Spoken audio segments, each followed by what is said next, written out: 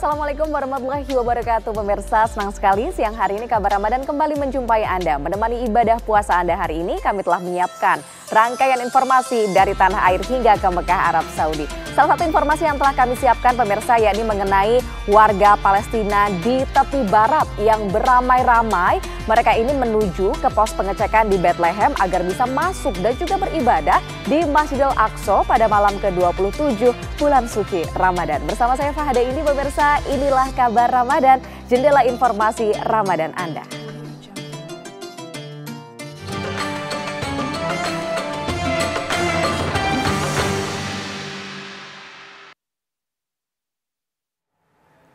Pemirsa, kita ke informasi yang pertama dari Kabupaten Banyumas, Jawa Tengah. Ada masjid bersejarah di sana yang sudah berusia 270 tahun.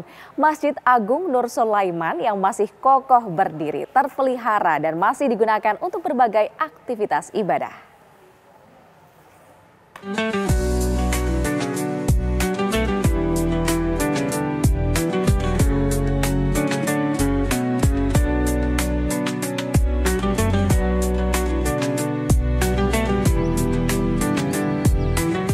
Masjid Agung Nur Sulaiman berada di sisi barat alun-alun Kabupaten Banyumas, Jawa Tengah, merupakan salah satu masjid tertua di Pulau Jawa. Banyak penutur sejarah menyebut masjid ini dibangun pada tahun 1755, di akhir masa pemerintahan Raden Tumenggung Yudanegara II yang mendirikan Pendopo Si Panji. Nur Sulaiman dulunya disebut sebagai Masjid Agung Banyumas.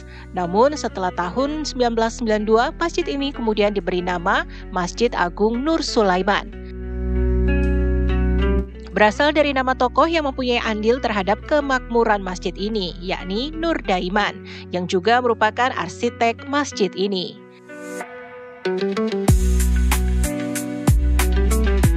Dan nama Sulaiman diambil dari tokoh agama sekaligus penghulu pertama di Banyumas, yaitu Ki Ageng Sulaiman.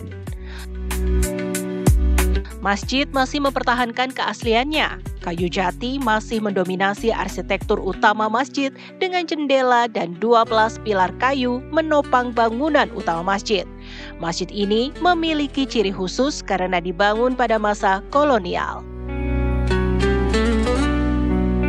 Arsitektur bangunan di dalam terdapat perpaduan antara arsitektur tradisional Jawa dan Eropa. Ciri khas dari Eropa yaitu temboknya tebal dan bangunan dikelilingi oleh pagar keliling, juga lantainya tinggi. Sedangkan untuk ciri khas dari tradisional Jawa, bisa dilihat dari atapnya yang berbentuk limas dan terbuat dari kayu. Masjid ini beberapa kali mengalami pemeliharaan, terutama penggantian material yang sudah lapuk. Berdirinya Masjid Nur Sulaiman itu hampir bersamaan dengan pembangunan Pendopo Si Panji dulu, yang dibangun pada masa kepemimpinan Yudanegara II. Jadi sekitar 1720-an dari sejarah. Begitu Mas. Nur Sulaiman itu masih menjadi tempat ibadah yang dan cagar budaya ya, karena di sana hampir semuanya terdiri dari kayu-kayu unik, sangat unik sekali. Apa aja bagian yang masih asli Mas dipelihara Mas? Semuanya ya, karena pernah dipugar, karena beberapa ada yang rusak, tapi secara umum 90% masih asli.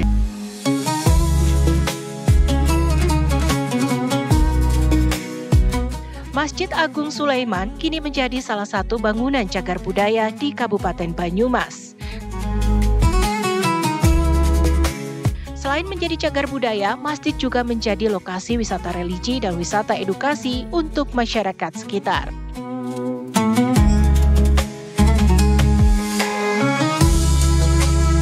Dari Banyumas, Jawa Tengah, Sonik Jatmiko TV One mengabarkan.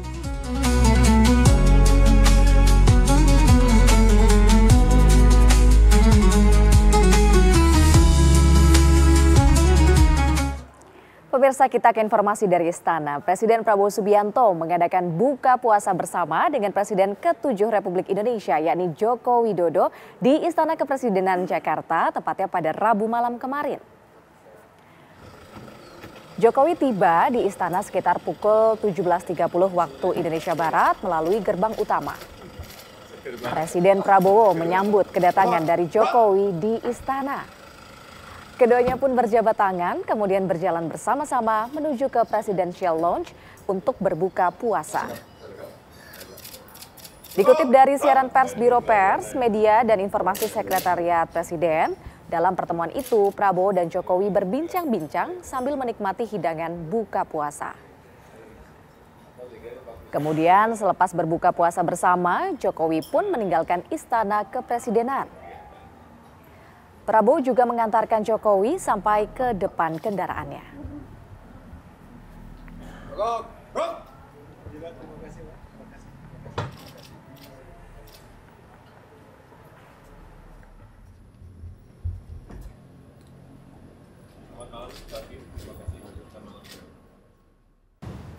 Kapolri Jenderal Listio Sigit Prabowo dan Panglima TNI Jenderal Agus Subianto menghadiri Safari Ramadan 1446 Hijriah di Mapolda Lampung.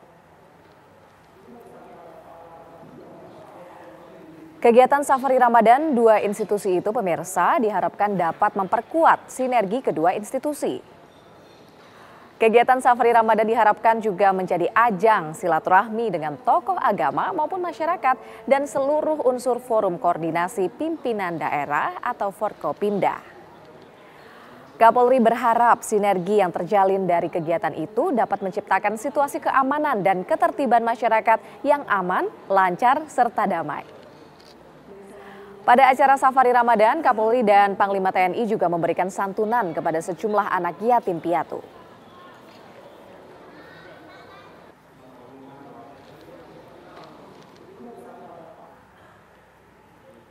Pemirsa, ratusan warga negeri Batu Merah, Kecamatan Sirimau, Kota Ambon, Maluku menggelar tradisi unik, yakni untuk perayaan malam 27 likur di bulan suci Ramadan. Mereka datang membawa berbagai makanan dan buah-buahan ke Masjid Agung An-Nur di Batu Merah. Tradisi peringatan malam 27 likur diikuti oleh warga negeri Batu Merah mulai dari anak-anak hingga orang dewasa. Setelah acara berdoa selesai, anak-anak dan orang dewasa berebut untuk mendapatkan makanan, buah-buahan, hingga uang tunai. Tradisi ini pemirsa dimaknai sebagai bentuk silaturahmi, saling menghargai dan saling menjaga persaudaraan antar sesama umat Islam di negeri Batu Merah selama bulan suci Ramadan. Usai menggelar tradisi malam 27 likur, ratusan anak-anak hingga remaja Masjid Negeri Batu Merah menggelar pawai obor. Mereka pun berkeliling kampung.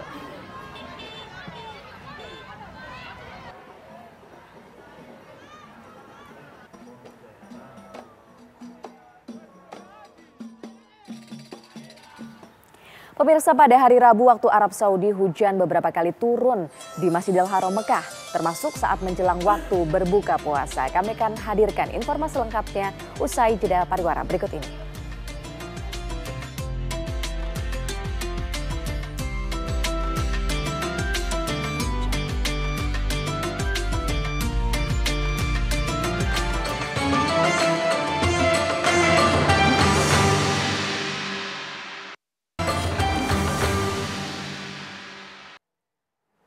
Anda masih menyaksikan kabar Ramadan, pemirsa. Jendela informasi Ramadan Anda. Menjadi tour leader umroh atau pimpinan rombongan umroh adalah tanggung jawab yang besar karena harus memimpin dan mendampingi jemaah dalam perjalanan ke Tanah Suci. Menjadi tour leader, pemirsa, memerlukan persiapan, pemahaman yang mendalam juga tentang rangkaian ibadah umroh dan kemampuan komunikasi yang baik.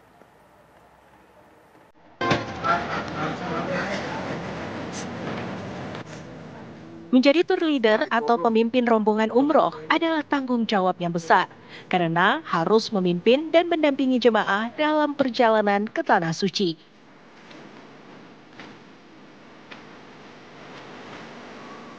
Menjaga kedisiplinan para jemaah bukan hal yang mudah. Dengan jumlah jemaah yang besar dan suasana yang cenderung ramai, tour leader harus mampu mengarahkan semua anggota grup untuk bergerak sesuai jadwal. Isa Tidore sudah sering memadu jemaah umroh dari Van Diego Tour and Travel. Isa mengaku sebagai tour leader diperlukan skill khusus. Di antaranya harus memiliki keterampilan komunikasi yang kuat untuk berinteraksi dengan jemaah. Bisa merangkum menjadi 3 skill khusus saja seperti kemampuan berkomunikasi, kemampuan manajemen grup, dan kemampuan membaca informasi dan dokumentasi. Mungkin itu 3 hal itu penting bagi seorang tour leader. Keterampilan komunikasi ini berguna saat Isa harus membimbing para jemaah yang berada di rentang usia yang berbeda. Selama ini setiap grup yang datang dan setiap kita mendampingi grup itu pasti kita memiliki permasalahan-permasalahan baru yang berbeda. Umroh di bulan puasa dengan umroh di luar bulan puasa pun sebenarnya ada perbedaan yang berarti. Dalam satu grup biasanya ada jemaah yang 20-30 tahun, tapi ada juga yang 60-70 tahun. Nah, ini perlakuan ini harus berbeda.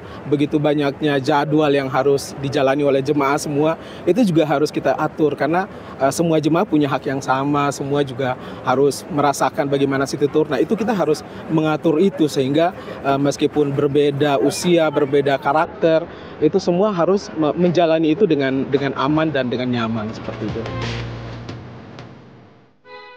Salah satu tugas yang tak kalah penting adalah memberikan edukasi tentang sejarah Islam dan tempat-tempat yang dikunjungi. Para jemaah umroh tentu ingin mengetahui kisah-kisah bersejarah di balik setiap lokasi di Mekah dan Madinah. Dari Madinah, Arab Saudi, Zaki Al-Mubarok, Bobi Kurniawan, TV One mengabarkan.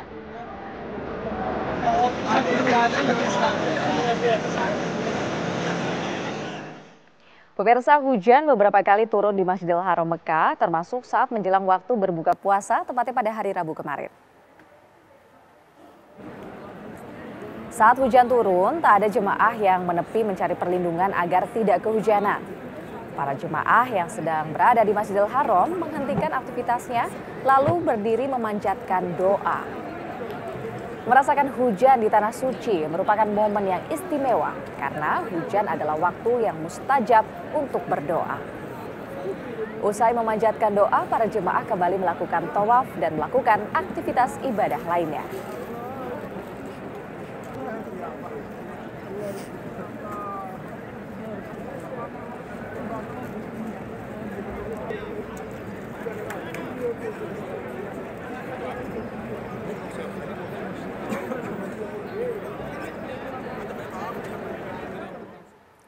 Informasi terkini dari Mekah, Arab Saudi, pemirsa, akan dilaporkan langsung oleh rekan kami, ada Zaki Al-Mubarok. Assalamualaikum Zaki, jika kemarin seharian ini gerimis turun di Mekah, bagaimana cuaca di sana pada hari ini?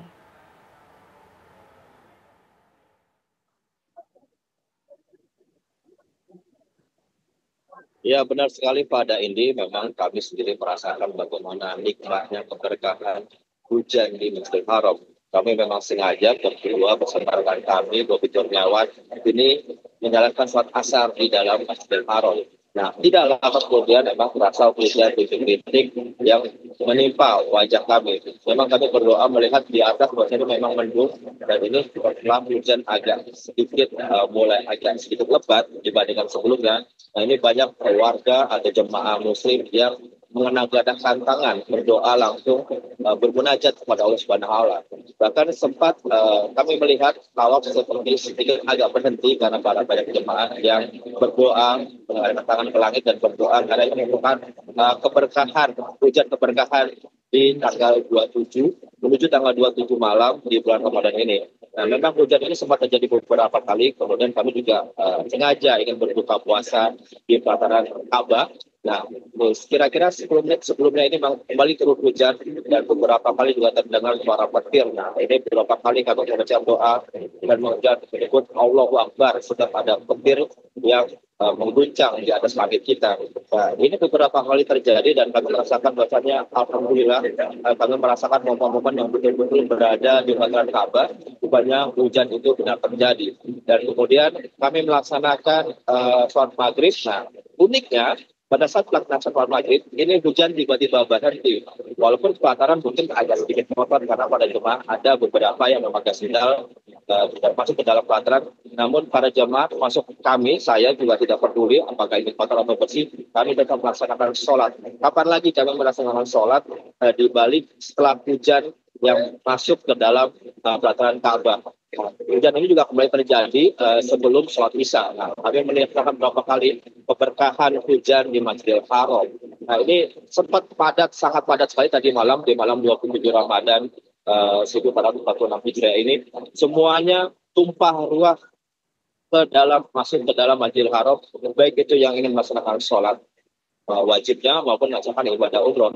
Apalagi pada saat tarawih ini kan tawaf tetap dilakukan. Jadi para jemaah terbagi dua. Ada yang melaksanakan sholat wajib, ada yang melaksanakan sholat sunnah tarawih, dan ada juga yang melakukan tawaf. Nah, inilah keberagaman kami para jemaah muslim yang ada di tanah suci di Masjidil Haram. Kemudian memang sempat terhenti sebentar kami untuk beristirahat untuk kembali melaksanakan sholat tahajud di pukul 00.30 waktu Arab Saudi. Nah, ini kami merasakan sendiri bagaimana khusyuknya, syahdunya, padatnya para jemaah yang datang ke Masjidil Haram, baik itu untuk sholat maupun untuk melaksanakan umroh, tawaf dan sa'i di dalam Masjidil Haram. Dan ini memang sangat terasa sekali perbedaannya. Kami tidak tahu pasti angkanya berapa bila dibandingkan dengan data sebelumnya yang kami dapat dari media Arab, bahwasanya di tiap waktu maghrib dan waktu isya itu jumlah jemaahnya itu mencapai 730.000 lebih jemaah. Nah, ini untuk data yang tadi malam, yang di mana momen yang sangat spesial sekali bagi warga jemaah muslim, di mana tanggal 27 diyakini merupakan malam Lailatul Qadar. Nah, kami sudah mencari sampai pagi ini berapa data yang bisa kami peroleh untuk dibagikan kepada pemerintah di luar. Berapa jumlahnya? Ini kami belum bisa mengatakan. Namun saya meyakini bahwasanya ini sangat padat sekali dibandingkan malam-malam ganjil sebelumnya yang ada di Masjidil Haram. Ya, Pak Daidi. Ya, terima kasih atas informasinya, Zaki Al-Mubarak. Jaga kesehatan ya. Semoga Anda sehat selalu untuk menyelesaikan ibadah di bulan suci Ramadan di Mekah, Arab Saudi.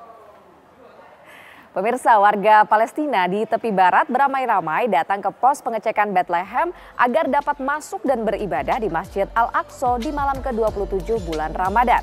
Seperti apa situasinya kami akan gambarkan kepada Anda usai jeda pariwara berikut ini.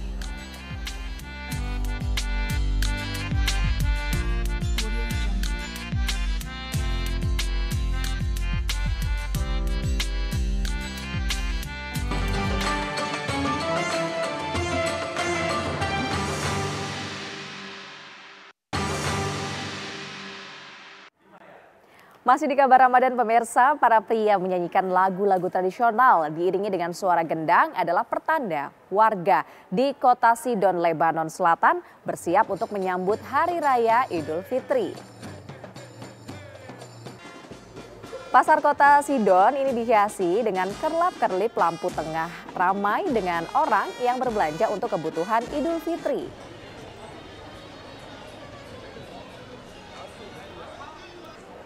Pria dan wanita berbelanja baju lebaran, sementara anak-anak bergegas membeli permen dan balon dari pedagang kaki lima. Meski tengah diselimuti semangat merayakan momen Hari Raya Idul Fitri, masyarakat Lebanon tidak bisa sepenuhnya menikmati hari kemenangan akibat kesulitan ekonomi serta perang di Lebanon dan juga Gaza.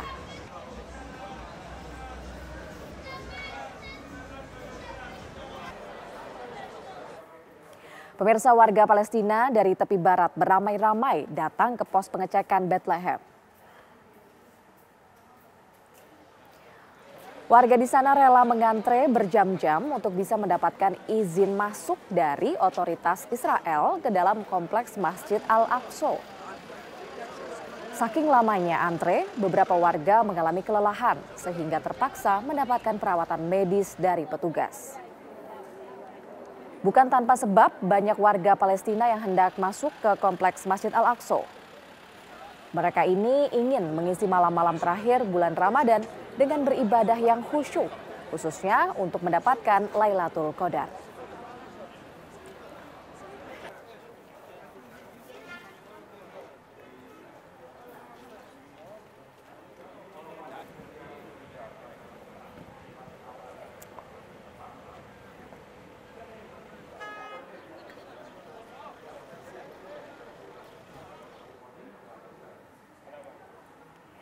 Pemirsa, informasi tadi menutup jumpa kita dalam Kabar Ramadan kali ini. Sesaat lagi Anda dapat menyaksikan program Kabar Siang bersama dengan Rendra Kusuma dan juga Fatimah Albar.